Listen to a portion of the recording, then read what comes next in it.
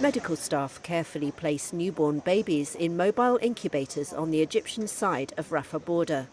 They were born in Gaza's Shifa hospital, which was seized by Israeli forces last week. A first group of 28 premature babies was evacuated on Monday and taken for urgent treatment. The babies have captured global attention since images emerged of them lying side by side on beds after their incubators were switched off for want of power.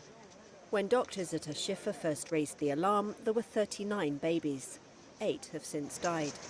Israeli troops are searching for what they say is a vast Hamas tunnel network built beneath the hospital. Rick Brennan of the World Health Organization said the babies have a long road to go, with all of them in serious or critical condition. We're cautiously optimistic they will do well, but we have to watch them very, very, very closely. They can still develop further complications and deteriorate acutely. They're not out of the woods yet by any means, so they will need that intensive care for some time to come. Lubna Assaek's baby daughter was recovering from respiratory problems when the hospital came under siege.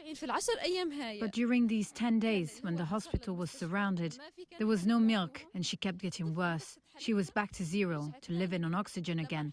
And her situation was the worst out of all the babies. The WHO also condemned a deadly assault on Gaza's Indonesian hospital. The complex was encircled by Israeli tanks on Monday.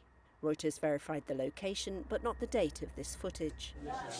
Like all other health facilities in Gaza's north, the Indonesian hospital has largely ceased operations, but is still sheltering patients, staff and displaced residents.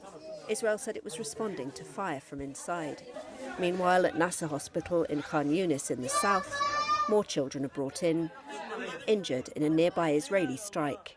The war was triggered when Hamas militants attacked southern Israel on October 7, killing 1,200 Israelis and taking 240 hostage.